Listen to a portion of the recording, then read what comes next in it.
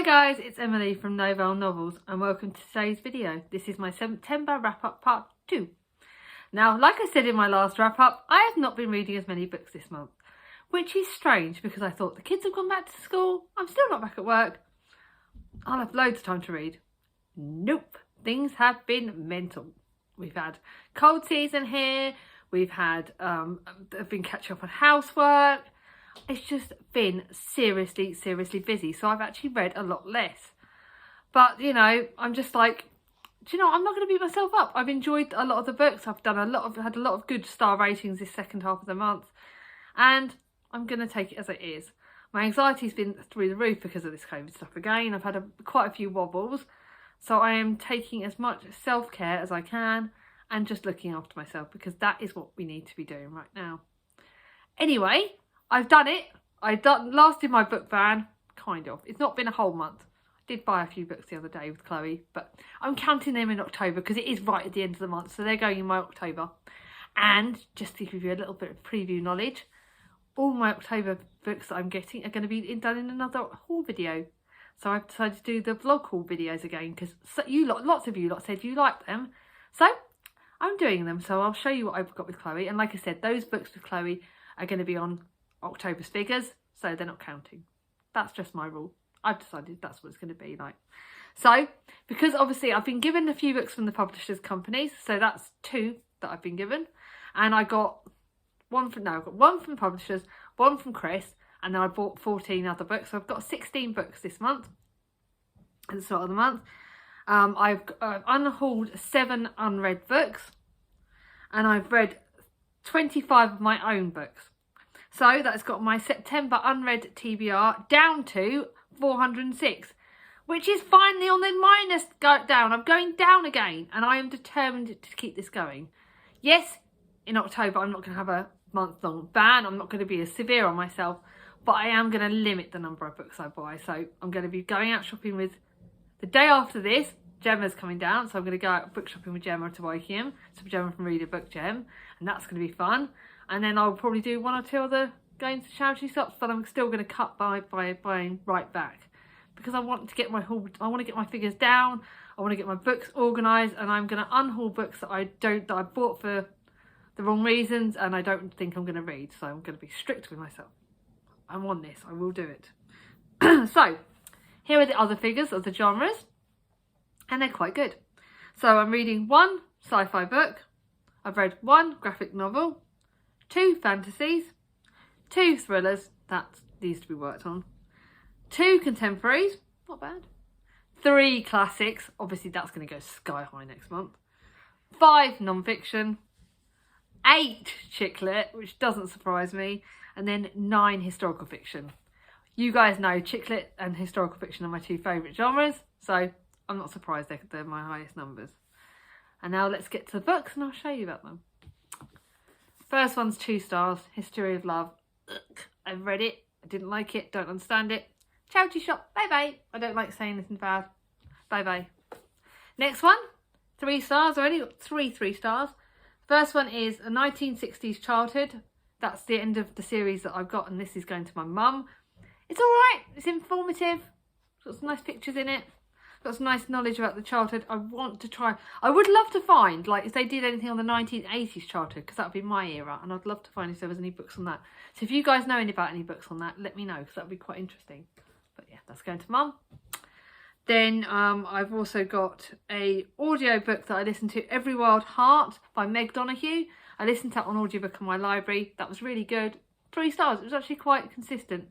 Nothing spectacular, but it was good enough that I wanted to keep listening to it. And then my 3-star book for the challenge on the autumn readathon thingy is a graphic novel. I read this that my sister Charlie lent me. It's got some great pictures in it. More like YA, kind of contemporary, kind of.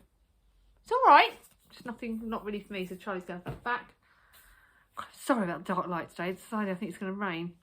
Now the next book, I have classed it on Goodreads as 4 stars, but I'm now thinking of dropping it down to 3.5. But it is still good. Charlie wants to borrow that. So Charlie, you're going to have this. The Woman in Cabin 10 by Ruth Ware. I buddy read this with Kelly and Clint. And we all enjoyed it. It is very good. It's nowhere near, to me, it's not as good as I still can't decide whether it's 3.5 or 4. It really is debatable because the ending was not as good as it could have been done. A lot of the ending was not done off screen. It wasn't as complete as it could have been, but it's not as good as Turn of the Key, which was 5 stars all the way.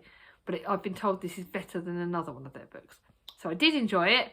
I'm glad I read it. I'm going to keep reading Ruth Ware. I love Ruth Ware's books, and I've actually got one that I'm currently reading. I'm reading it from month to month because I'm reading it with Nicole, Review to House of Books, and that's really good. So that's another one. That'll be one to tell you about next month. But I do love Ruth Ware's books. I think they're brilliant. So now I'm going to my proper 100% 4 stars books, and I'm having to move them because they're all the way out of reach. So first one's 4 stars, Angela's Ashes. It was on my bookish posters. It's one of the books I've wanted to read for ages. Non-fiction. And this boy starts off in America.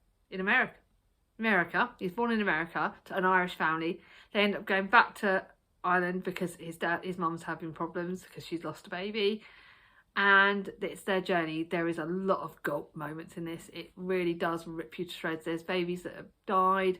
There's his family growing up. There's a lot happening in this. And this is quite a depressing, dark book. But the writing is brilliant, and it's one I definitely am glad I've read.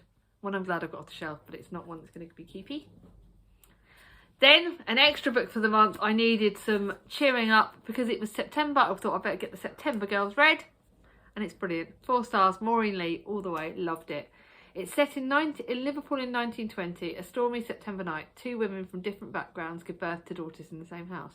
Enemies at first, they become friends, united by their separate troubles, which would turn their worlds apart, upside down. But the friendship between the daughters is a different matter. The daughters are not friends. That's quite an interest in their relationships. One of them is like posh. One of the daughters, Sybil, is from a posh family. Cara is from an Irish Liverpudlian family. And they're obviously not as well off, and it's the battles of class and friendships and families. And the mums at the start, Cara's mum at the start I love, but by the end I don't like her, whereas Sybil's mum at the start I didn't like her, but I ended up loving her. So it's quite, and you go from them meeting them babies to when they're in their 20s, and it's really interesting, their family dynamics, the way things change. And there's characters you start off not liking and you actually really end up loving. So I really enjoyed this. This is actually top end 4 stars. This is like 4, almost 5. It's that good. It's one of Maureen Lee's better books, if anything. I really enjoyed it. One I definitely recommend for others. But it's still going to charity shop. Next, my classic, Tessa of the D'Urbervilles. You guys have told me about this. Yes, it is seriously depressing. But I read Under the Greenwood Tree and I didn't like that. This I liked. I actually really did enjoy it. I thought it was really quite... Enjoy it in the way that the writing is fantastic. The characters are developed well. It's really... The scenery, everything. The cast... Hardy had me on this one. But boy, did he rip you to shreds with things that happened in it. It is seriously dark, depressing and everything else. But I'm glad I read it. I'm a keepy. It's a keepy. A keepy goes to that side. It's a keepy. Also, it's the classic edition. So I love it. Next one was an extra book I read for the month, The Butterfly House. I thought this was more like a chick lit. I bought it because I love butterflies. Strange. I know I'm a bit of a strange person and I love the house. This is actually quite a mystery book, mystery almost thriller, and I actually really enjoyed it. Roberta and Cynthia are destined to be best friends forever. When both your fathers are missing, you have a lot in common. Unable to cope with her alcoholic mother, Roberta finds Cynthia's house the perfect carefree refuge. Cynthia's mother keeps rare butterflies in the sun porch, and everything Roberta wishes her mother could be. But just like the delicate, the woman is living in a hothouse.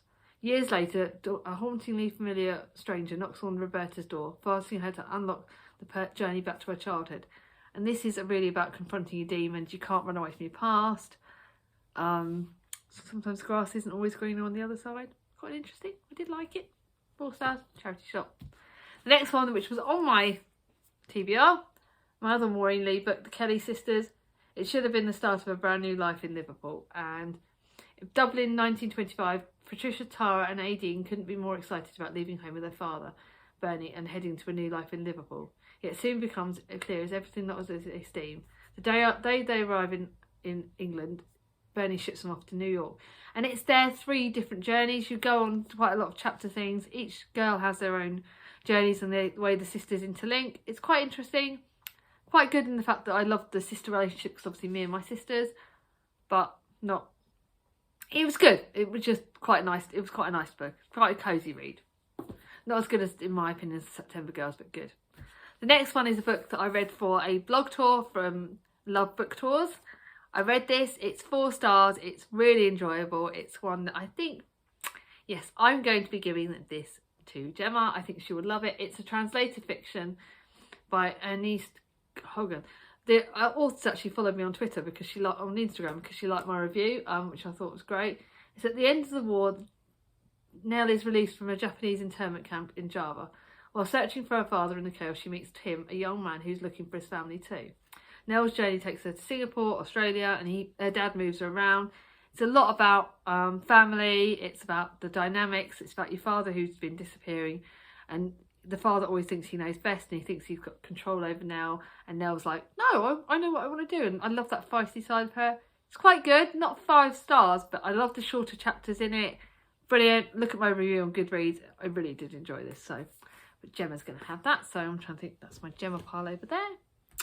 Then again, I needed a book to make me smile. I needed a book to read at bedtime, but not a kid's book.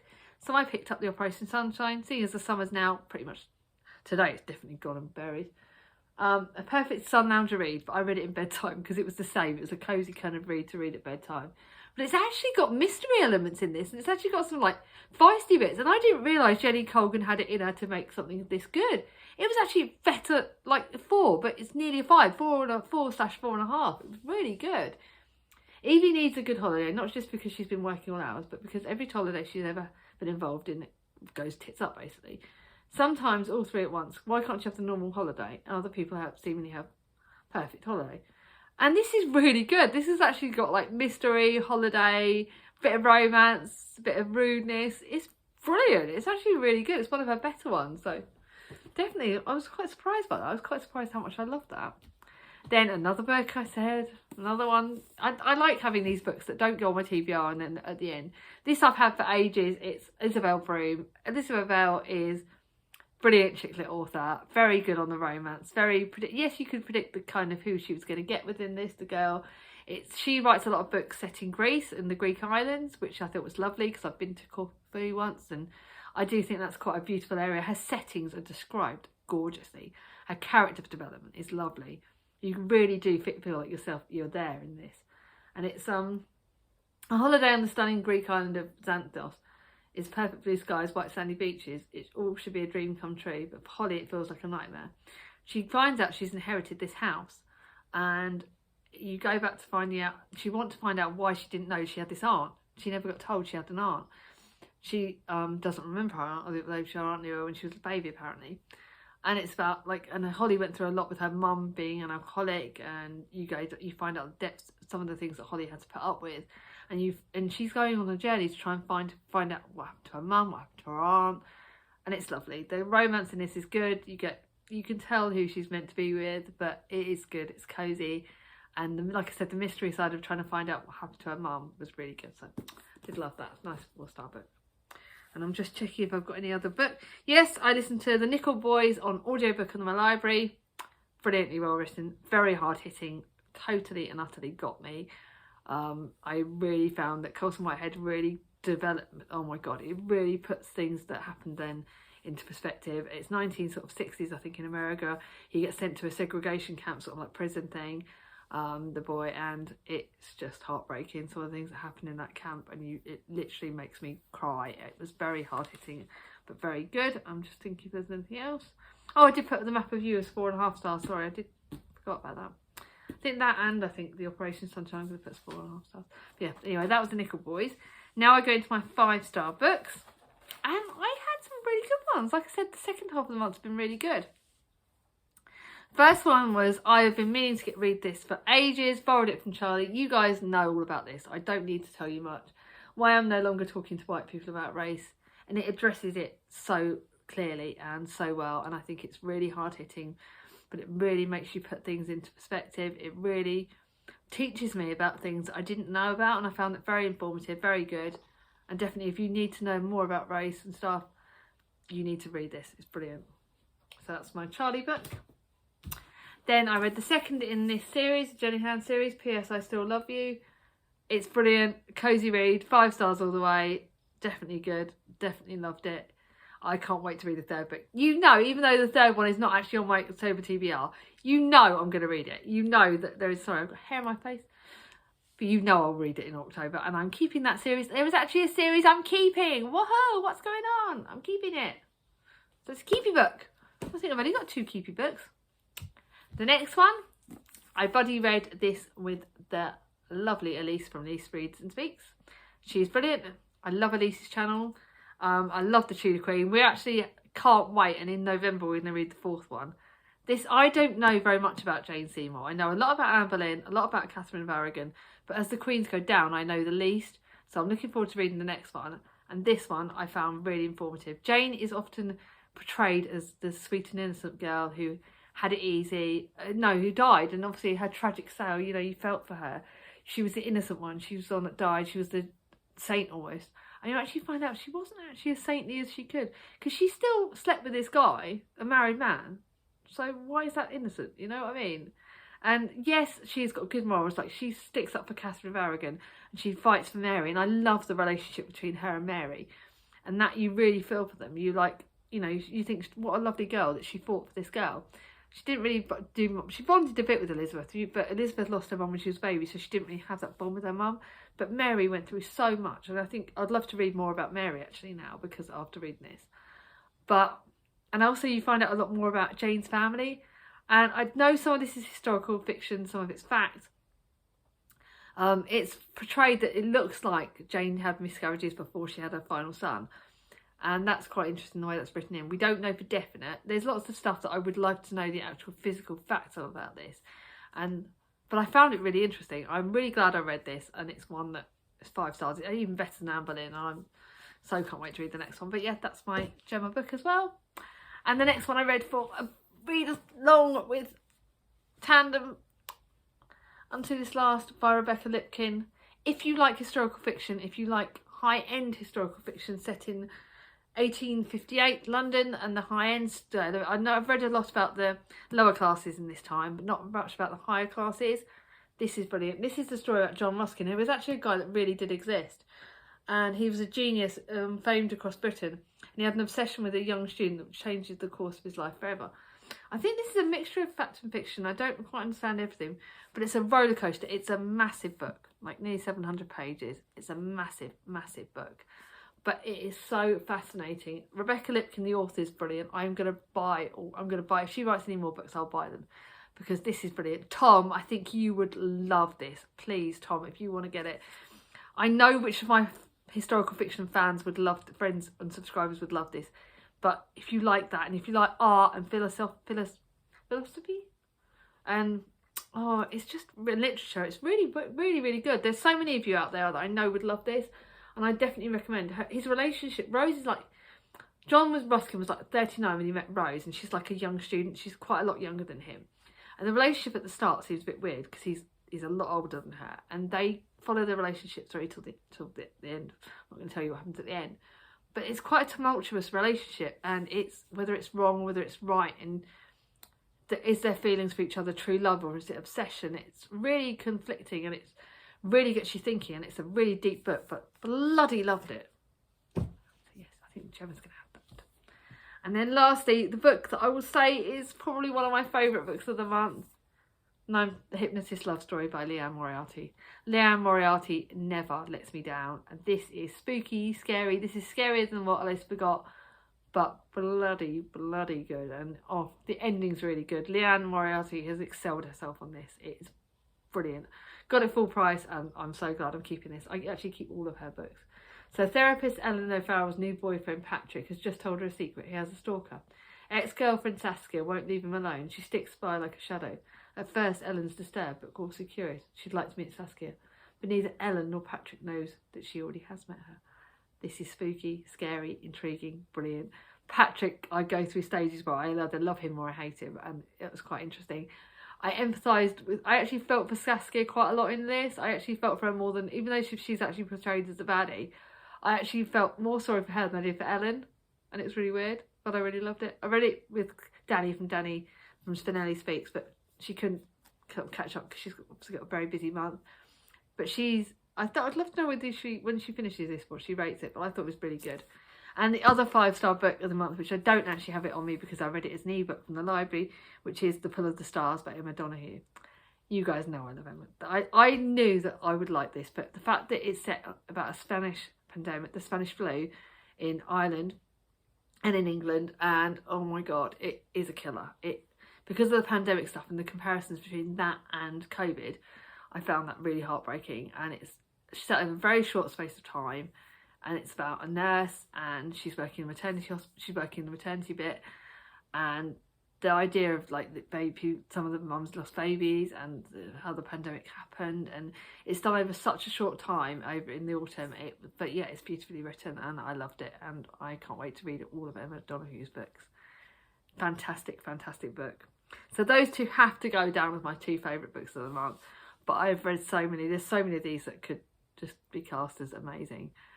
And yeah, I'm looking forward to it. I'm looking forward to the Victober. I am going to give you some advance warning that I will be doing, obviously in my part 1 wrap up in October, I will do a bit about talking about the Victober books, but I will be doing a sort of special, mainly talking about the Victober wrap up in a separate Victober wrap up at the end of the month, because I think that way, yeah, I can tell you a little bit, but I don't want to be talking about the books as some of them people are reading them and give any spoilers, because I don't like giving spoilers.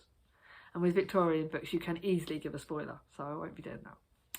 But guys, if you like this video, give it a thumbs up. If you're new to my channel and not subscribed yet, ring on my ding-a-ling, and I'll see you all soon. Bye-bye.